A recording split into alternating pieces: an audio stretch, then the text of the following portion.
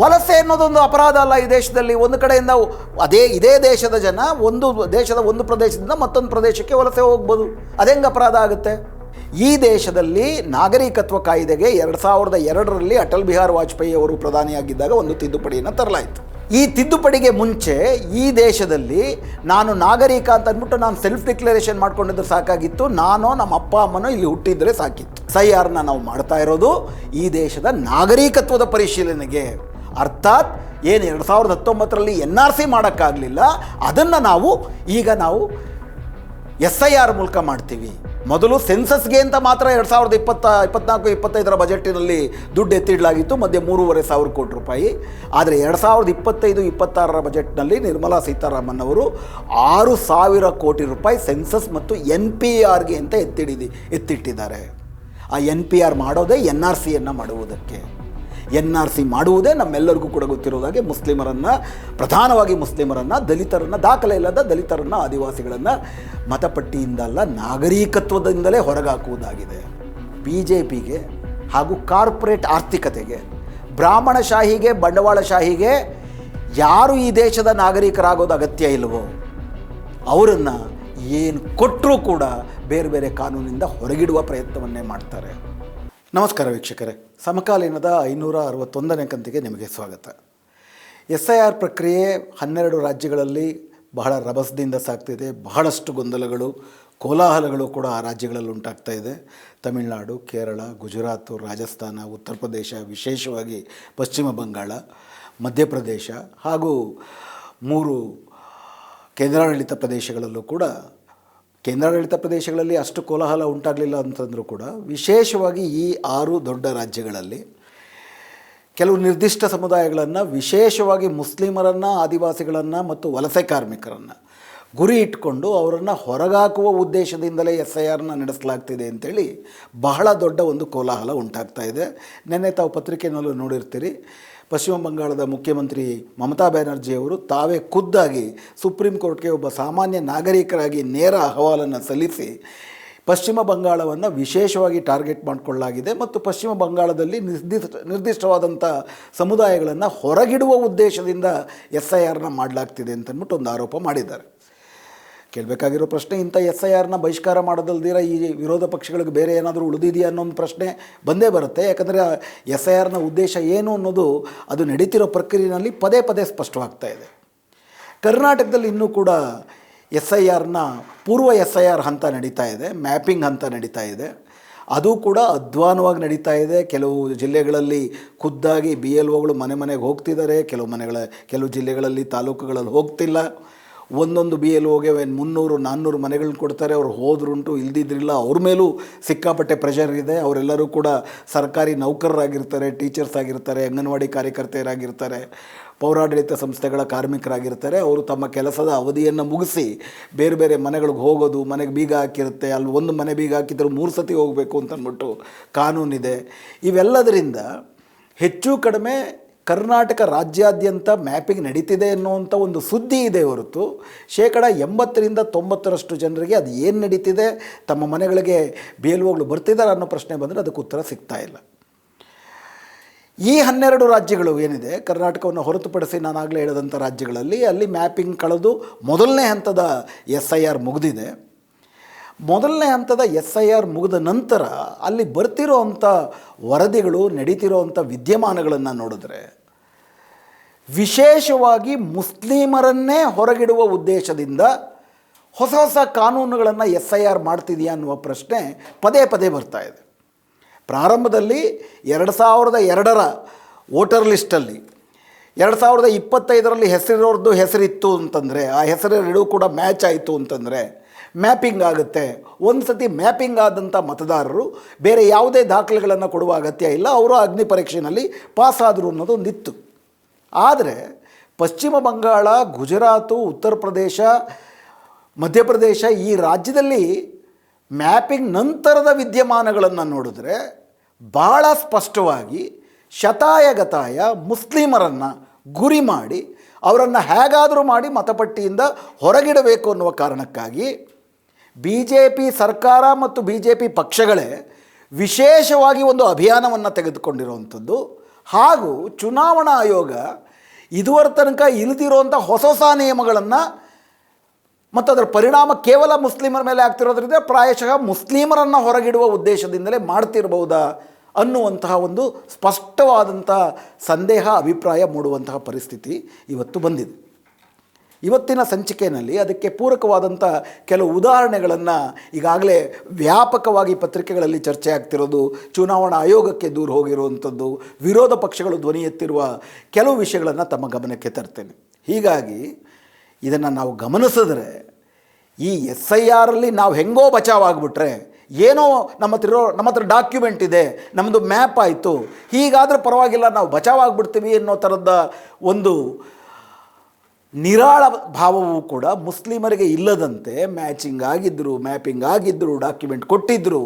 ಈ ರಾಜ್ಯಗಳಲ್ಲಿ ನಡೀತಿರೋ ವಿದ್ಯಮಾನಗಳನ್ನು ನೋಡಿದ್ರೆ SIR ರದ್ದಾಗದೆ ಈ ದೇಶದಲ್ಲಿ ಮುಸ್ಲಿಮರಿಗೆ, ದಲಿತರಿಗೆ, ಆದಿವಾಸಿಗಳಿಗೆ, ವಲಸೆ ಕಾರ್ಮಿಕರಿಗೆ ಹಾಗೂ ಸ್ಪಷ್ಟವಾದಂಥ ಈ ದೇಶದಲ್ಲೇ ಹುಟ್ಟಿ ಬೆಳೆದರೂ ಕೂಡ ಸ್ಪಷ್ಟವಾದಂಥ ವಿಳಾಸವನ್ನು ಕೊಡಲು ಸಾಧ್ಯವಿಲ್ಲದಂತಹ, ಸರ್ಕಾರ ಕೊಡುವ ದಾಖಲೆಗಳು ಕೊಡಲು ಸಾಧ್ಯವೇ ಇಲ್ಲದಂಥ ಜನರಿಗೆ ಬದುಕುವುದು, ನಾಗರಿಕತ್ವ ಉಳಿಸಿಕೊಳ್ಳುವುದು, ವೋಟ್ ಕೊಡೋದು ಬಿಡ್ರಿ, ಬದುಕುಳಿಯುವುದೇ ಕಷ್ಟವಾಗುವಂತಹ ಒಂದು ಸಂದರ್ಭ ಹುಟ್ಟಿ ಬರ್ತಿದೆ ಅನ್ನೋದು ಸ್ಪಷ್ಟವಾಗುತ್ತೆ. ಎರಡು ಪ್ರಮುಖವಾದಂಥ ವಿದ್ಯಮಾನಗಳು ಈ 12 ರಾಜ್ಯಗಳಲ್ಲಿ ನಡೀತಾ ಇದೆ. ಅದನ್ನು ಗಮನಿಸಿದ್ರೆ ಮುಸ್ಲಿಮರನ್ನು ಮತ್ತು ಆದಿವಾಸಿಗಳನ್ನು ಹೆಂಗೆ ಟಾರ್ಗೆಟ್ ಮಾಡಲಾಗ್ತಿದೆ ಅನ್ನೋದು ಇನ್ನೂ ಎದ್ದು ಕಾಣುತ್ತೆ. ಉದಾಹರಣೆಗೆ ಪಶ್ಚಿಮ ಬಂಗಾಳದಲ್ಲಿ ಮೊದಲನೇ ಹಂತದ SIR ಆದಮೇಲೆ, ಅಂದರೆ ಮ್ಯಾಪಿಂಗ್ ಆಗಿ BLOಗಳು ಮನೆಗೆ ಹೋಗಿ ಎನ್ಯುಮರೇಷನ್ ಫಾರಮ್ ಕೊಟ್ಟು ಆ ಎನ್ಯುಮರೇಷನ್ ಫಾರಮ್ನ ಭರ್ತಿ ಮಾಡಿ 1 ತಿಂಗಳೊಳಗಡೆ ಪಶ್ಚಿಮ ಬಂಗಾಳದ ನಾಗರಿಕರು ಆ ಎನ್ಯುಮರೇಷನ್ ಫಾರಮ್ನಲ್ಲಿ ಕೇಳಿದಂತಹ ದಾಖಲೆಗಳನ್ನು ತಂದು ವಾಪಸ್ಸು ಚುನಾವಣಾ ಆಯೋಗದ ಕಚೇರಿಗಳಿಗೆ ತಲುಪಿಸಾದ ಮೇಲೆ ಮೊದಲನೇ ಹಂತ ಮುಕ್ತಾಯ ಆಗುತ್ತೆ. ಈ ಮೊದಲನೇ ಹಂತ ಆದಮೇಲೆ ಏನು ನಡೆದಿದೆ ಅಂತ ನೀವು ಗಮನಿಸಿದ್ರೆ, ಉದಾಹರಣೆಗೆ ಪಶ್ಚಿಮ ಬಂಗಾಳದಲ್ಲಿ ಮೊದಲನೇ ಹಂತದ SIR ಮ್ಯಾಪಿಂಗ್ ಮತ್ತು ಎನ್ಯುಮರೇಷನ್ ಫಾರಮ್ ದಾಖಲೆಗಳನ್ನು ಕೊಟ್ಟ ನಂತರ ಆ ದಾಖಲೆಗಳ ಪರಿಶೀಲನೆ ಮತ್ತು ಆಕ್ಷೇಪಣೆ ಮತ್ತು ಅರ್ಜಿ, ಅಹವಾಲು ಇವುಗಳನ್ನು ಕೇಳುವ 2ನೇ ಹಂತ ಪ್ರಾರಂಭ ಆಗಿದೆ. ಪಶ್ಚಿಮ ಬಂಗಾಳದಲ್ಲಿ ಮೊದಲನೇ ಹಂತದಲ್ಲಿ 58 ಲಕ್ಷ ಜನರನ್ನು ಮತಪಟ್ಟಿಯಿಂದ ಹೊರಗಿಡಲಾಯಿತು. ಒಂದಲ್ಲ ಎರಡಲ್ಲ, 58 ಲಕ್ಷ ಜನರನ್ನು. ಆ 58 ಲಕ್ಷ ಜನರನ್ನು ಇಟ್ಟಿದ್ದರಲ್ಲಿ ಮ್ಯಾಪಿಂಗ್ ಆಗದೆ ಇರೋರು ಮತ್ತು ಚುನಾವಣಾ ಆಯೋಗ ಏನು 4 ವರ್ಗೀಕರಣ ಮಾಡುತ್ತೆ, ಎನ್ಯೂಮರೇಟರ್ಸು ಅಲ್ಲಿಗೆ ಹೋದಾಗ, BLOಗಳು ಅಲ್ಲಿಗೆ ಹೋದಾಗ ಅಲ್ಲಿ ಇರಲಿಲ್ಲ ಅಂದರೆ ಒಂದು ಆಬ್ಸೆಂಟ್, ಇನ್ನೊಂದು ಪರ್ಮನೆಂಟ್ಲಿ ಶಿಫ್ಟೆಡ್, ಮನೆಯನ್ನು ಸಂಪೂರ್ಣವಾಗಿ ಆ ಕಾನ್ಸ್ಟಿಟ್ಯೂನ್ಸಿಯಿಂದ ಬದಲಾಯಿಸಿಬಿಟ್ಟಿದ್ದಾರೆ, ಡೆಡ್ ಸತ್ತೋಗಿದ್ದಾರೆ, ಅಥವಾ ಡೂಪ್ಲಿಕೇಟ್ ASDD ಅನ್ನೋ ವರ್ಗೀಕರಣ ಮತ್ತು ಮ್ಯಾಪಿಂಗ್ ಆಗದೆ ಇರೋದು. ಈ 5 ವರ್ಗಗಳಲ್ಲಿ ಪಶ್ಚಿಮ ಬಂಗಾಳದಲ್ಲಿ 58 ಲಕ್ಷ ಜನರನ್ನು ಹೊರಗಿಡಲಾಯಿತು. ಉಳಿದವರು ಅಂದರೆ ಅಲ್ಲಿ ಅಂದಾಜು ಒಂದು 7.5 ಕೋಟಿ ಜನ ಮತದಾರರಿದ್ದರೆ, ಇನ್ನೂ ಸ್ವಲ್ಪ ಜಾಸ್ತಿ 8 ಕೋಟಿ ಜನ ಮತದಾರರಿದ್ದರೆ, ಆ ಮತದಾರರಲ್ಲಿ 58 ಲಕ್ಷ ಜನರನ್ನು ಹೀಗೆ ಹೊರಗಿಡಲಾಗಿದೆ. ಉಳಿದವರು ಮ್ಯಾಪಿಂಗ್ ಆಗಿದೆ ಅಥವಾ ದಾಖಲೆಗಳನ್ನು ಕೊಟ್ಟಿದ್ದಾರೆ ಅಂತ ಇದರರ್ಥ. ಹೀಗಾಗಿ ಉಳಿದವರು ನಿರಾಳವಾಗಿರ್ಬೋದಾಗಿತ್ತ ಅಂತ ನೋಡಿದ್ರೆ, ಪಶ್ಚಿಮ ಬಂಗಾಳದಲ್ಲಿ ಮೊದಲನೇ ಹಂತದಲ್ಲಿ ಈ 58 ಲಕ್ಷ ಜನರು ಅಲ್ಲದೆ, ಈ 58 ಲಕ್ಷ ಜನರಲ್ಲಿ ಆಬ್ಸೆಂಟು, ಡೆಡ್ಡು ಅಂತ ಕೊಟ್ಟಿದ್ದರಲ್ಲೇ ತುಂಬ ದೊಡ್ಡ ಸಮಸ್ಯೆ ಇದೆ, ಅದರ ಬಗ್ಗೆ ಆಮೇಲೆ ಮಾತಾಡೋಣಂತೆ. ಈ 58 ಲಕ್ಷ ಅಲ್ಲದೆ ಹೆಚ್ಚುವರಿಯಾಗಿ 1,60,00,000 ಜನರಿಗೆ ನೋಟಿಸ್ಗಳನ್ನು ಕೊಡಲಾಗಿದೆ.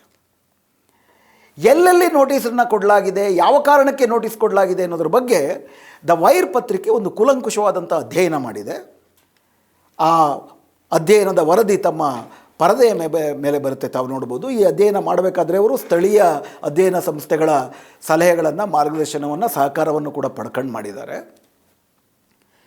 ಈ 58 ಲಕ್ಷ ಜನ ಅಲ್ಲದಿರ ಹೆಚ್ಚುವರಿಯಾಗಿ 1,60,00,000 ಜನ ನೋಟಿಸು ಪಡೆದವರು ಯಾರ್ಯಾರು ಅಂತ ನೀವು ನೋಡಿದ್ರೆ, ಮ್ಯಾಪಿಂಗ್ ಆದಂಥ ಜಿಲ್ಲೆಗಳಲ್ಲಿ ಉದಾಹರಣೆಗೆ ಪಶ್ಚಿಮ ಬಂಗಾಳದಲ್ಲಿ ಮುರ್ಷಿದಾಬಾದ್, ಮಾಲ್ಡಾ ಮತ್ತು ಉತ್ತರ ದಿನಾಪುರ ಅನ್ನುವಂತಹ ಒಂದು ಮುಸ್ಲಿಮರ ಜನಸಂಖ್ಯೆ ಹೆಚ್ಚಿರುವಂತಹ ಜಿಲ್ಲೆಗಳಿದ್ದಾವೆ.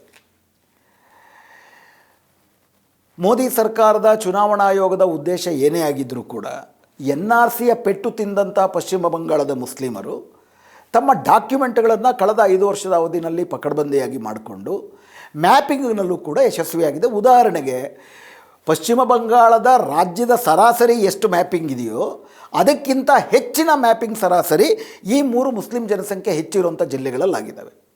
ಯಾವ ಜಿಲ್ಲೆಗಳಲ್ಲಿ ಆದಿವಾಸಿಗಳು, ಅದರಲ್ಲೂ ಕೂಡ ಬಾಂಗ್ಲಾದೇಶದಿಂದ 70-80 ವರ್ಷದ ಹಿಂದೆ ಪಶ್ಚಿಮ ಬಂಗಾಳಕ್ಕೆ ವಲಸೆ ಬಂದಂತಹ ನಾಮಶೂದ್ರ ದಲಿತರು ಯಾರಿದ್ದಾರೆ ಅವ್ರುಗಳಿಗೆ ನಿಮ್ಗೆ ಅವಾಗ ಕೊಡ್ತೀವಿ ಸಿಟಿಜನ್ಶಿಪ್ಪು, ಇವಾಗ ನಾಗರಿಕತ್ವ ಕೊಡ್ತೀವಿ ಅಂತ BJP ಅವ್ರ ಹತ್ರ ಓಟ್ಗಳನ್ನು ತಗೊಳ್ತಾ ಇದೆ.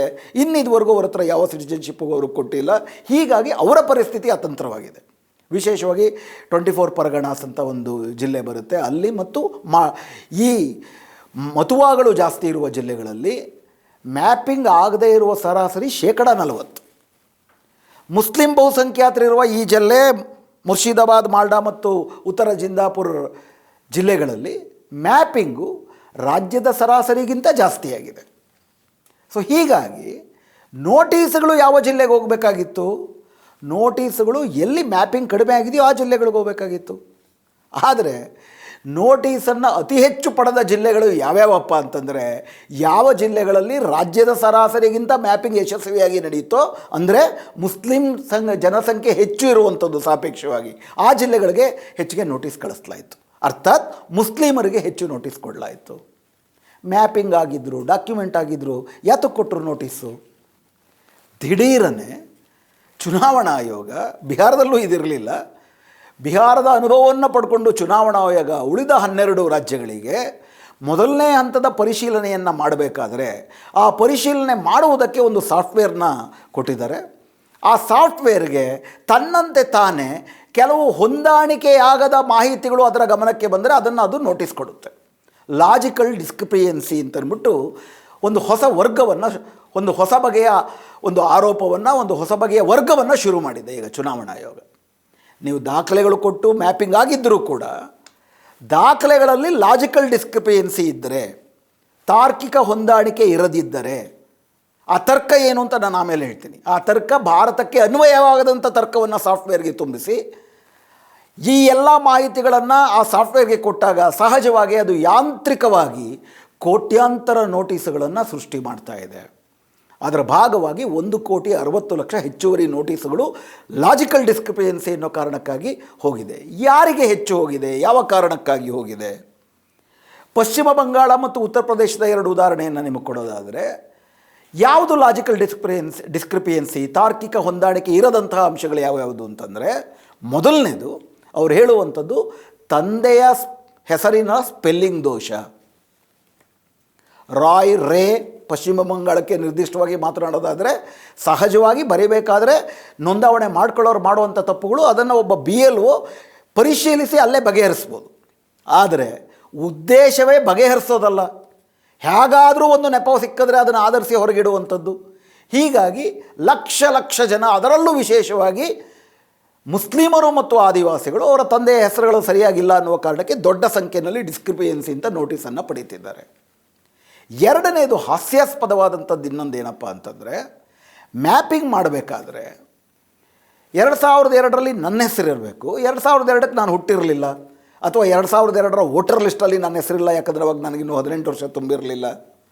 ಈ ಥರದ ಸಂದರ್ಭಗಳಲ್ಲಿ ನನ್ನ ಹೆಸರು ಇಲ್ಲ ಅಂತಂದರೂ ಕೂಡ ನಮ್ಮ ಅಪ್ಪ ಅಮ್ಮನ ಹೆಸರಿದ್ದರೆ ಅವ್ರದ್ದು ಕೂಡ ಮ್ಯಾಪಿಂಗ್ ಆಗುತ್ತೆ ಅನ್ನೋದೊಂದು ಹೊಸವಾದಂಥ, ಕೇಳುವುದಕ್ಕೆ ಹೌದಲ್ಲ ಇದರಿಂದ ಒಳ್ಳೆಯದಾಗುತ್ತಲ್ಲ ಅನ್ನುವಂಥ ಒಂದು ಅವಕಾಶವನ್ನು ಕಲ್ಪಿಸಿಕೊಟ್ಟಿದ್ದಾರೆ. ಈಗ ಎಷ್ಟು ಜನ ಮಕ್ಕಳಿದಾರೋ ಆ ಮಕ್ಕಳೆಲ್ಲರೂ ತಮ್ಮ ತಂದೆಯ ಅಥವಾ ತಾಯಿಯ ಹೆಸರನ್ನು ತೋರಿಸಿ ತಾವು ಅವರ ಮಕ್ಕಳು ಅಂತಂದ್ಬಿಟ್ಟು ತೋರಿಸ್ತಾರೆ. ಈಗ ಲಾಜಿಕಲ್ ಡಿಸ್ಕ್ರಿಪಿಯನ್ಸಿ ಅಂತಂದ್ಬಿಟ್ಟು ಏನನ್ನು ತೋರಿಸ್ತಿದ್ದಾರೆ ಅಂದರೆ, 6 ಜನಕ್ಕಿಂತ ಹೆಚ್ಚು ಜನರು ಒಬ್ಬ ವ್ಯಕ್ತಿಯನ್ನೇ ತನ್ನ ತಾಯಿ ಅಥವಾ ತಂದೆ ಅಂತಂದ್ಬಿಟ್ಟು ಮ್ಯಾಪಿಂಗ್ ಮಾಡಬೇಕಾದ್ರೆ ತೋರಿಸಿದರೆ ಅವರು ಅನುಮಾನಾಸ್ಪದರು. ಅರ್ಥಾತ್ 6 ಜನಕ್ಕಿಂತ ಹೆಚ್ಚಿಗೆ ಮಕ್ಕಳನ್ನು ಹೊಂದಿದರೆ ಅವರು ಅನುಮಾನಾಸ್ಪದರು. ಇದಕ್ಕೆ ಸರ್ಕಾರ, ಚುನಾವಣಾ ಆಯೋಗ ಕೊಡ್ತಿರೋ ತರ್ಕ ಏನಪ್ಪ ಅಂತಂದರೆ, ಅವರು ಮುಂದಿಟ್ಟಿರೋ ತರ್ಕದ ಪ್ರಕಾರ, ಉದಾಹರಣೆಗೆ ಪಶ್ಚಿಮ ಬಂಗಾಳದಲ್ಲಿ ಸುಮಾರಷ್ಟು ಜನ 100 ಜನ ಮಕ್ಕಳು ಒಂದೇ ತಂದೆಯ ಹೆಸರನ್ನು ಸೂಚಿಸಿದ್ದಾರೆ, 50 ಜನ ಮಕ್ಕಳು ಒಂದೇ ತಂದೆಯ ಹೆಸರನ್ನು ಸೂಚಿಸಿದ್ದಾರೆ. ಈ ಥರ ತುಂಬ ದೊಡ್ಡ ಮೋಸ ನಡೀತಾ ಇದೆ. ವಿಜ್ಞಾನಕ್ಕೆ ತಂತ್ರಜ್ಞಾನಕ್ಕೆ ಸವಾಲಾಗಿದೆ. 100 ಜನ ಮಕ್ಕಳಿರೋದುಂಟ, ಕೌರವರ ಕಾಲದಲ್ಲಿ ಇತ್ತು. ಖಂಡಿತವಾಗಿ ಹಿಂಗೆ ಇರೋಕ್ಕೆ ಸಾಧ್ಯವೇ ಇಲ್ಲ. ಇದು ಫ್ರಾಡ್, ಇದು ಮೋಸ. 100 ಜನ ಮಕ್ಕಳು 50 ಜನ ಮಕ್ಕಳು ಅನ್ನೋದು ಮೋಸವೇ. ಆ ಮೋಸವನ್ನು ತೆಗಿಲೇಬೇಕು, ಅವ್ರಿಗೆ ನೋಟಿಸ್ ಕೊಡಲೇಬೇಕು. ಎಷ್ಟು ಜನ ಇದ್ದಾರೆ ಆ ಥರ? ಪಶ್ಚಿಮ ಬಂಗಾಳದ 8 ಕೋಟಿ ಜನರಲ್ಲಿ 7 ಜನರು ಮಾತ್ರ 7 ಅಪ್ಲಿಕೇಶನ್ಗಳು 100 ಜನ, 7 ಜನ ತಂದೆಯರಿಗೆ 100 ಜನ ಮಕ್ಕಳು ಅಂತ ತೋರಿಸಿದ್ದಾರೆ, ಅವರು ಫ್ರಾಡು. 50 ಜನರು 20 ಮಕ್ಕಳಿಗಿಂತ ಜಾಸ್ತಿ ತೋರಿಸಿದ್ದಾರೆ, ಅದು ಫ್ರಾಡು. ಆದರೆ ಇದು ಎಷ್ಟು ಪರ್ಸೆಂಟು? ಒಟ್ಟಾರೆ ಪಶ್ಚಿಮ ಬಂಗಾಳದ ಜನಸಂಖ್ಯೆಯ 0.012%. ಅದರ ಆಚೆಗೆ ನೀವು 6 ಜನ ಮಕ್ಕಳೇ ಅಪರೂಪ ಅಂತ ಮಾಡಿಬಿಟ್ರೆ, ಉದಾಹರಣೆಗೆ 10 ಜನ ಮಕ್ಕಳು ಅಪರೂಪ ಅಂತಲೇ ಇಟ್ಕೊಳ್ಳಿ, ಆವಾಗ ನಿಮಗೆ ಎಷ್ಟು ಜನ ಸಿಗ್ತಾರೆ? ಪಶ್ಚಿಮ ಬಂಗಾಳದಲ್ಲಿ 10 ಜನಕ್ಕಿಂತ ಜಾಸ್ತಿ ಮಕ್ಕಳಿದ್ರೆ ಅನುಮಾನಾಸ್ಪದ ಅಂತ ಮಾಡಿದ್ರು ಕೂಡ ನಿಮಗೆ ಸಿಗೋದು 8682 ಜನ. ಆದರೆ 6 ಜನಕ್ಕಿಂತ ಹೆಚ್ಚಿಗೆ ಮಕ್ಕಳಿರೋದೇ ಅನುಮಾನಾಸ್ಪದ ಅಂದರೆ ಪಶ್ಚಿಮ ಬಂಗಾಳದಲ್ಲಿ 23 ಲಕ್ಷ ಜನರಿಗೆ 6 ಜನರಿಗಿಂತ ಹೆಚ್ಚು ಮಕ್ಕಳಿದ್ದಾರೆ ಅನ್ನೋ ಕಾರಣಕ್ಕಾಗಿ ಅನುಮಾನಾಸ್ಪದರು ಅಂತ ನೋಟಿಸ್ ಕೊಡಲಾಗಿದೆ. ಅಂದರೆ ನೀವು ನಿಜಕ್ಕೂ ಅವ್ರ ಮಕ್ಕಳ ಅನ್ನೋದನ್ನು ನೀವು ಬಂದು ಸಾಬೀತು ಮಾಡಬೇಕು. 6 ಜನ ಮಕ್ಕಳಿರೋದು ಈ ದೇಶದಲ್ಲಿ ಅಪರೂಪವ. 2002ಕ್ಕೆ ಮುಂಚೆ,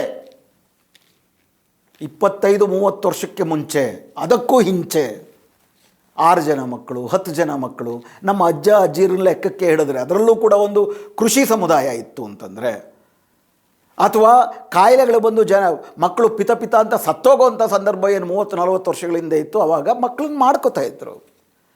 ನಮ್ಮ ಅಜ್ಜ ಅಜ್ಜಿದಿರಿಗೆ 10 ಜನ ಮಕ್ಕಳು 14 ಜನ ಮಕ್ಕಳು ಸರ್ವೇ ಸಾಧಾರಣ. ಅದೊಂದು ಹೆಮ್ಮೆಯ ಸಂಗತಿ ಕೂಡ ಆಗಿದ್ದಂಥ ಕಾಲಘಟ್ಟ ಅದು. ಈಗ ಅದನ್ನೇ ಶಿಕ್ಷೆಗೆ ಗುರಿ ಮಾಡಲಾಗಿದೆ. ಈಗ 6ಕ್ಕಿಂತ ಹೆಚ್ಚು ಜನ ಮಕ್ಕಳಿರುವ ಜಿಲ್ಲೆಗಳೇ ಯಾವ್ಯಾವುದು ಅಂತ ನೀವು ನೋಡಿದ್ರೆ ಅವೆಲ್ಲವೂ ಕೂಡ ಮುಸ್ಲಿಮರು ಹೆಚ್ಚಿಗೆ ಇರುವ ಜಿಲ್ಲೆಗಳೇ. ಅಂದರೆ ಅರ್ಥಾತ್ ಮುರ್ಷಿದಾಬಾದ್, ಮಾಲ್ಡಾ ಮತ್ತು ಉತ್ತರ ದಿನಾಪುರ್, ಇದೇ ಜಿಲ್ಲೆಗಳಿಗೇನೆ 6 ಜನಕ್ಕಿಂತ ಹೆಚ್ಚು ಜನರು ಒಬ್ಬ ತಂದೆಯನ್ನು ಸೂಚಿಸಿದ್ದಾರೆ ಅಂತ ನೋಟಿಸನ್ನು ಕೊಡಲಾಗಿದೆ.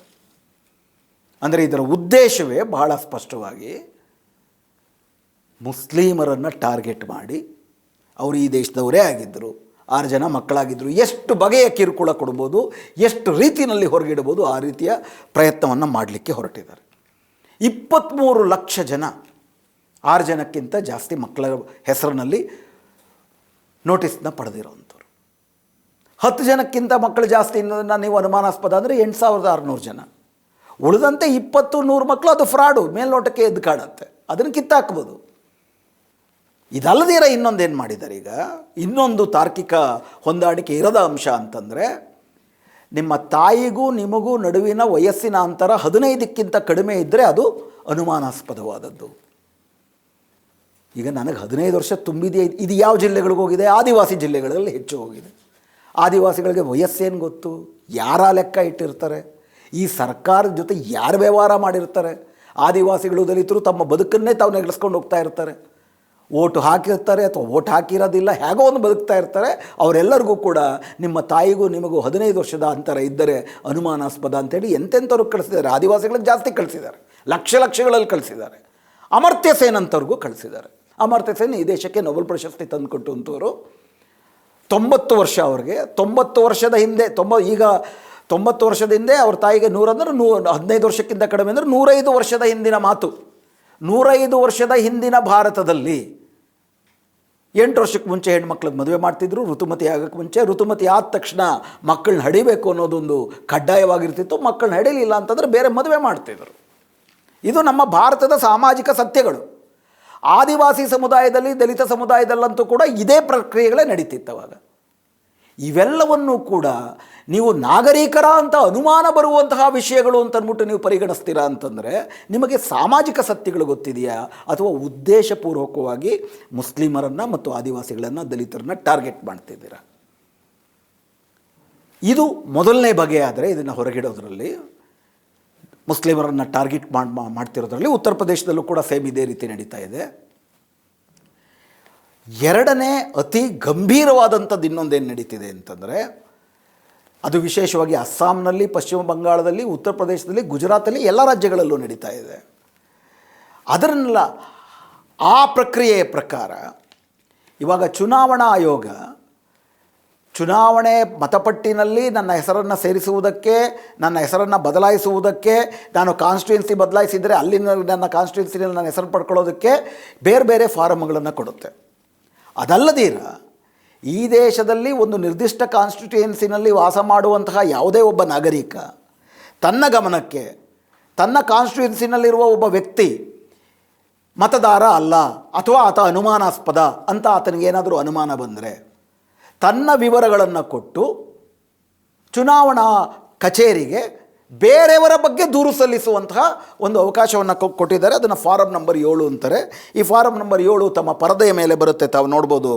Application for objecting the inclusion of name of other persons, ಬೇರೆಯವರ ಹೆಸರನ್ನು ಸೇರ್ಪಡೆ ಮಾಡುವುದಕ್ಕೆ ಒಂದು ವಿರೋಧವನ್ನು ವ್ಯಕ್ತಪಡಿಸ್ತಾ ಅದರಲ್ಲಿ ಫಸ್ಟು ಇವರು ತಮ್ಮ ವಿವರಗಳನ್ನು ಸ್ಪಷ್ಟಪಡಿಸಬೇಕು ಮತ್ತು ಯಾರನ್ನು ನೀವು ಹೊರಗಿಡೋದಕ್ಕೆ ಕೇಳ್ತೀರಾ ಅಂತ ಮಾಡಬೇಕು. ಅದರಲ್ಲಿ ಪ್ರಧಾನವಾಗಿ ಕಾರಣಗಳನ್ನು ಕೊಡಬೇಕು. ಕಾರಣಗಳಲ್ಲಿ 4 ಇರುತ್ತೆ. 4 ಕಾರಣಗಳ ಅವಕಾಶವನ್ನು ಚುನಾವಣಾ ಆಯೋಗ ಪ್ರಿಂಟೆಡ್ ಫಾರ್ಮಲ್ಲಿ ಕೊಡ್ತಾರೆ. ಒಂದು, ಸತ್ತೋಗಿದ್ದಾರೆ.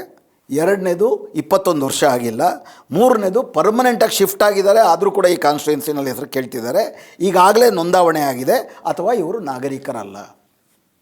ಈ ಥರ ನಿರ್ದಿಷ್ಟವಾದಂಥ ದೂರುಗಳನ್ನು ಫಾರಂ ನಂಬರ್ 7 ಅಡಿನಲ್ಲಿ ಸಲ್ಲಿಸಬೇಕು ಚುನಾವಣಾ ಆಯೋಗಕ್ಕೆ. ಈಗ ಇದನ್ನು ಬಳಸ್ಕೊಂಡು ಯಾವ ರೀತಿ ಒಂದು ಅಭಿಯಾನ ನಡೀತಿದೆ ಅಂತಂದರೆ, ತಮಗೆ ಅಸ್ಸಾಂನಲ್ಲಿ ಹೆಂಗೆ ನೋಡೋದಾದರೆ SIR ಮಾಡ್ತಾಯಿಲ್ಲ, ಅದರ ಹಿಂದೆ ಬೇರೆ ಕಾರಣಗಳಿದ್ದಾವೆ. ಅಲ್ಲಿ SIRನಲ್ಲಿ ನೀವು ನಾಗರಿಕ ಅನ್ನುವುದಕ್ಕೆ ಎಷ್ಟು ಡಾಕ್ಯುಮೆಂಟ್ ಕೊಡಬೇಕು ಅಂತ ಅಂದ್ಬಿಟ್ಟು ಏನು ಪಟ್ಟಿ ಮಾಡಿದ್ದಾರೆ. ಅದರಲ್ಲಿ NRCನಲ್ಲಿ ನಿಮ್ಮ ಹೆಸರಿದ್ದರೆ ಸಾಕು ಅಂತಿದೆ. ಈ ದೇಶದಲ್ಲಿ NRC ನಡೆದಿರೋದು ಅಸ್ಸಾಂನಲ್ಲಿ ಮಾತ್ರ. ಅಸ್ಸಾಂನಲ್ಲಿ NRCನಲ್ಲಿ ಹೆಸರಿಲ್ಲದವರು ಒಟ್ಟು 19 ಲಕ್ಷ. ಆ 19 ಒಟ್ಟು 3.5 ಕೋಟಿ ಜನಸಂಖ್ಯೆಯಲ್ಲಿ ಆ 19 ಲಕ್ಷ ಜನರಲ್ಲಿ 13 ಲಕ್ಷ ಜನ ಹಿಂದೂಗಳು. ಹೀಗಾಗಿ ಆ NRCನೇ ಕೈ ಬಿಟ್ಬಿಟ್ರು ಅವರು. ಹೀಗಾಗಿ ಸದ್ಯಕ್ಕಲ್ಲಿ ವಿದೇಶದಿಂದ ಜಾಸ್ತಿ ಜನ ಬಾಂಗ್ಲಾದೇಶದಿಂದ ಬಂದಿದ್ದಾರೆ ಅಂತಂದರೆ ಅದಕ್ಕೆ ಚಳುವಳಿನೇ ನಡೆದಿದೆ ಅಸ್ಸಾಂನಲ್ಲಿ. ಅಲ್ಲೇ SIR ನಡೀತಿಲ್ಲ, ಅದರಲ್ಲಿ ಸಮ್ಮರಿ ರಿವಿಷನ್ ನಡೀತಾ ಇದೆ. ಒಟ್ಟಾರೆ ಮನೆಗೆ ಹೋಗ್ಬಿಟ್ಟು ನೀವು ಕೊಟ್ಟಿರುವಂಥ ವಿವರಗಳು ಸರಿಯಾ, ಮತಪಟ್ಟಿನಲ್ಲಿ ನಿಮ್ಮ ಹೆಸರು ಇರಬೇಕಂತ ಪರಿಶೀಲನೆ ನಡೀತಾ ಇದೆ. ಅಲ್ಲೇನು ಮಾಡ್ತಿದ್ದಾರೆ, ನಿಮ್ಮ ಪರದೆಯ ಮೇಲೆ ಅಸ್ಸಾಮಿನ ಮುಖ್ಯಮಂತ್ರಿ ಹಿಮಂತ ಬಿಸ್ವಾಸ್ ಕೊಟ್ಟಿರುವಂಥ ಒಂದು ಹೇಳಿಕೆ ಬರುತ್ತೆ, ತಾವು ಗಮನಿಸ್ಬೋದು. I have told BJP people to file complaints against Miyas. Miyas ಅಂತಂದರೆ ಅವರ ಪ್ರಕಾರ ಬಾಂಗ್ಲಾದೇಶದಿಂದ ಬಂದು ಅಸ್ಸಾಂನಲ್ಲಿ ನೆಲೆಸಿರುವ ಬಾಂಗ್ಲಾದೇಶಿ ಮುಸ್ಲಿಮರಿಗೆ ಮಿಯಾಗಳು ಅಂತ ಕರೀತಾರೆ. ಬರೀ ಬಾಂಗ್ಲಾದೇಶಿ ಮುಸ್ಲಿಮರಿಗಲ್ಲ, ಎಲ್ಲ ಮುಸ್ಲಿಮರಿಗೂ ಅವರು ಮಿಯಾಗಳು ಅಂತಲೇ ಕರೀತಾರೆ. I have told BJP people to file complaints against Miyas. ಮುಸ್ಲಿಮರ ವಿರುದ್ಧ ದೂರು, ಯಾವುದರಲ್ಲಿ ಫಾರಂ ನಂಬರ್ 7 ಅಡಿನಲ್ಲಿ ದೂರು ಕೊಡಿ ಅಂತ ನಾನು ಹೇಳಿದ್ದೀನಿ. We have to practise the politics of polarisation if we want to leave. ನಾವು ಈ ದೇಶದಲ್ಲಿ ಉಳಿಯಬೇಕು ಅಂತಂದರೆ ಕೋಮು ಧ್ರುವೀಕರಣದ ರಾಜಕಾರಣವನ್ನು ಮಾಡಲೇಬೇಕು ಅಂತ ಒಬ್ಬ ರಾಜ್ಯದ ಸಂವಿಧಾನದ ಹೆಸರ ಮೇಲೆ ಪ್ರಮಾಣ ವಚನ ಸ್ವೀಕರಿಸಿದಂಥ ಒಬ್ಬ ಮುಖ್ಯಮಂತ್ರಿ ಬಹಿರಂಗವಾಗಿ ಕರೆ ಕೊಡ್ತಾನೆ. ಒಬ್ಬ ಟಾಂಗ ಹೊಡೆಯುವಂಥ ಮಿಯಾ ಮುಸ್ಲಿಮು ನಿಮಗೆ ಆಟೋದಲ್ಲಿ ಹೋಗ್ತಿರ್ಬೇಕಾದ್ರೆ 5 ರೂಪಾಯಿ ಕೇಳಿದ್ರೆ ನೀವು ಬರೀ 4 ರೂಪಾಯಿ ಕೊಡ್ರಿ, ಏನೇನು ಕಿರುಕುಳ ಕೊಡೋಕ್ಕೆ ಸಾಧ್ಯವೋ ಆ ಕಿರುಕುಳ ಕೊಡಿ, ಬಹಿರಂಗವಾಗಿ ಕರೆ ಕೊಟ್ಟಿದ್ದಾನೆ ಈ ಮನುಷ್ಯ. ಅಷ್ಟು ಮಾತ್ರ ಅಲ್ದಿರ ಈ ಫಾರಂ ನಂಬರ್ 7 ಬಳಸಿಕೊಂಡು ಅತಿ ಹೆಚ್ಚು ಜನರ ಮೇಲೆ ಸತ್ತೋಗಿದ್ದಾರೋ ಯಾವುದೋ ಒಂಥರ ದೂರು ಕೊಡ್ತಾ ಹೋಗಿ.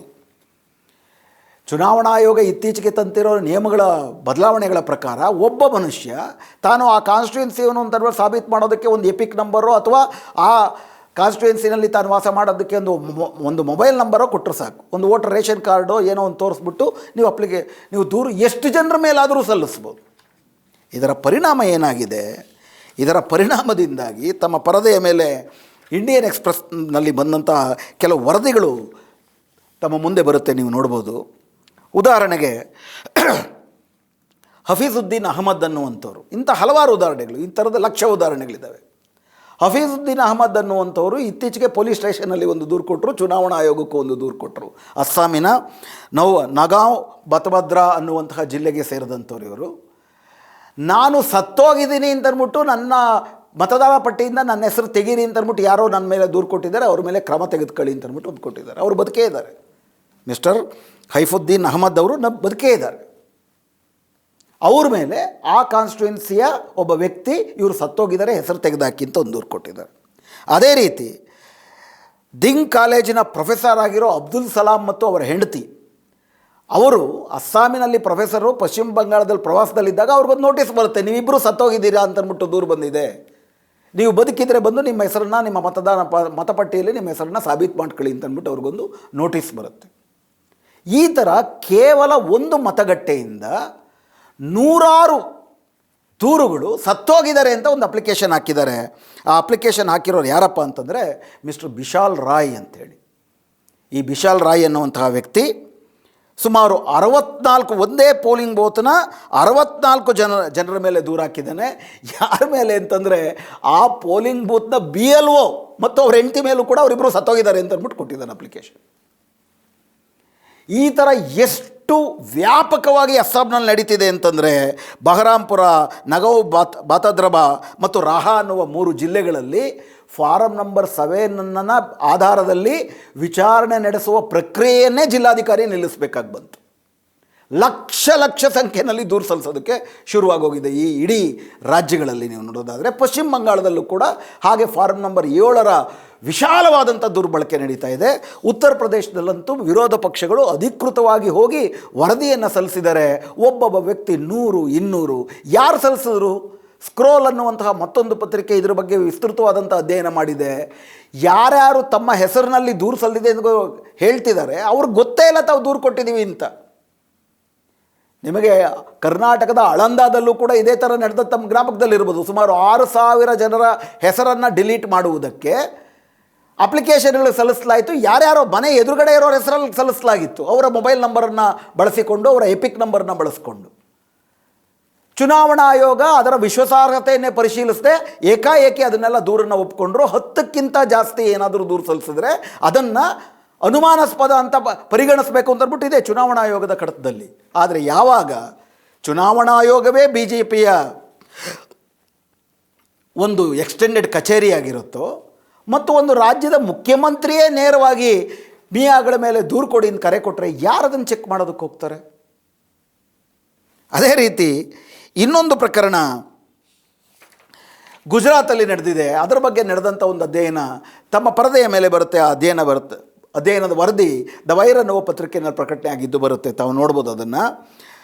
ಅಲ್ಲಿ ಭಾರತೀಯ ಜನತಾ ಪಾರ್ಟಿಯ ಕಾರ್ಪೊರೇಟ್ ಆಗಿರೋ ವಿಕ್ರಮ್ ಪೋಪಟ್ ಪಾಟೀಲ್ ಅನ್ನುವಂಥವರು ನೂರಾರು ಮುಸ್ಲಿಮರ ವಿರುದ್ಧ ಇವರು ಸತ್ತೋಗಿದ್ದಾರೆ, ಇವರ ಹೆಸರನ್ನು ತೆಗೆದಾಕಿ ಅಂತ ಅಂದ್ಬಿಟ್ಟು ಕಂಪ್ಲೇಂಟ್ಗಳನ್ನು, ಒಂದು ದೂರುಗಳನ್ನು ದಾಖಲಿಸಿದ್ದಾರೆ. ಗುಜರಾತು, ಅಸ್ಸಾಂ, ಉತ್ತರ ಪ್ರದೇಶ ಬಹಳ ವ್ಯವಸ್ಥಿತವಾಗಿ ಈ ಸಂದರ್ಭವನ್ನು ಬಳಸಿಕೊಂಡು ಅವರೆಲ್ಲರಿಗೂ ಕಳಿಸ್ತಾ ಇದ್ದಾರೆ.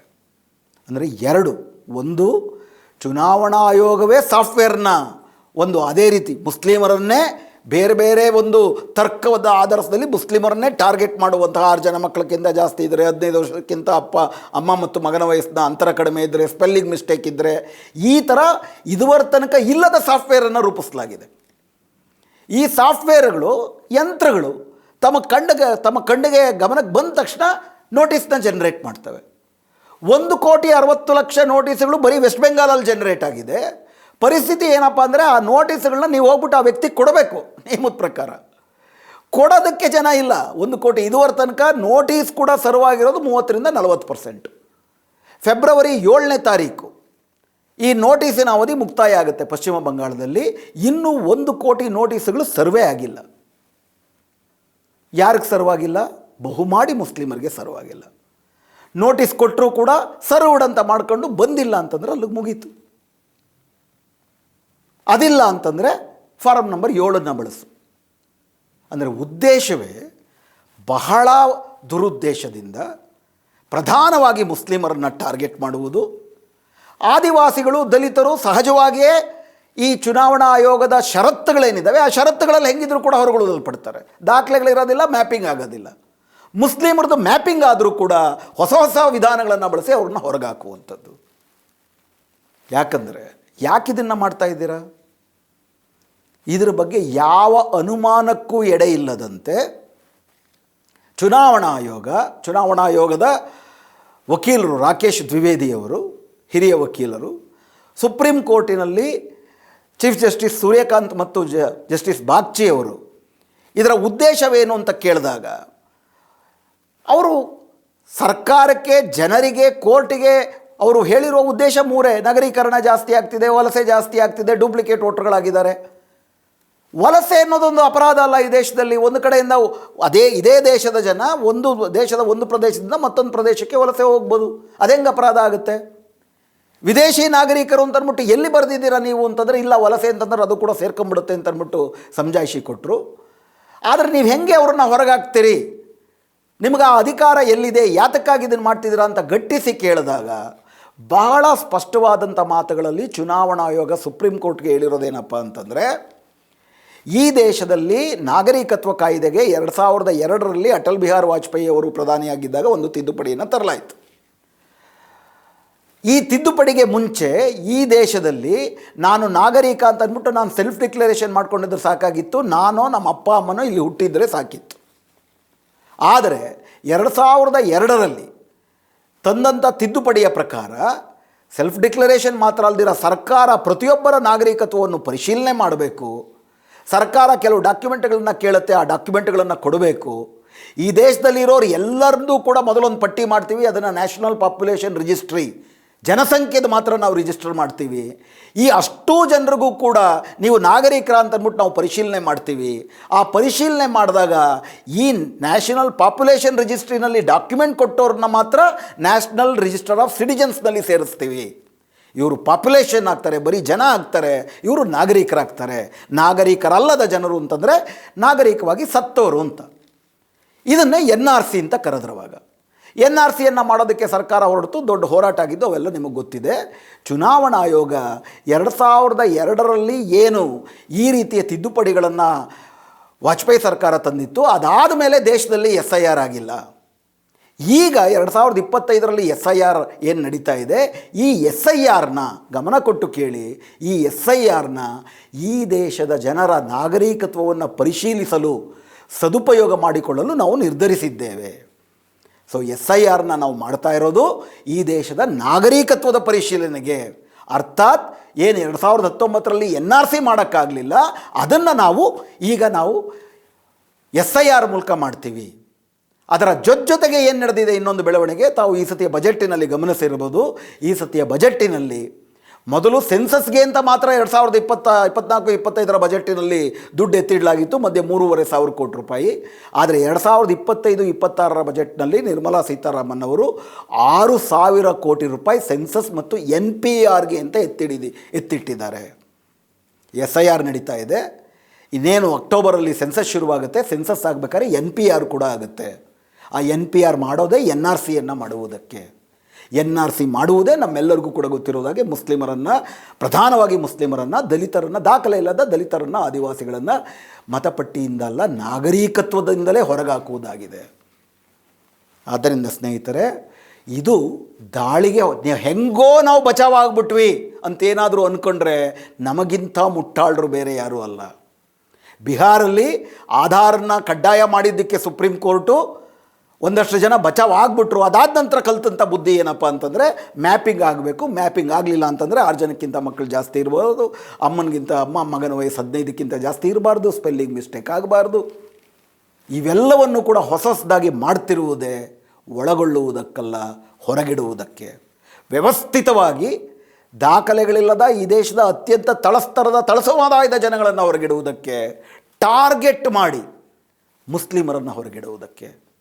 ಆದ್ದರಿಂದ ನಾವು ಹೆಂಗೋ ಬಚಾವಾಗ್ಬಿಡ್ತೀವಿ SIRಯಿಂದ ಅಂತಂದ್ಬಿಟ್ಟು ಯಾರಾದರೂ BJPಗೆ ಬೇಕಾದವರು ಏನೂ ಇಲ್ಲ ಅಂದರೂ ಬಚಾವಾಗ್ತಾರೆ.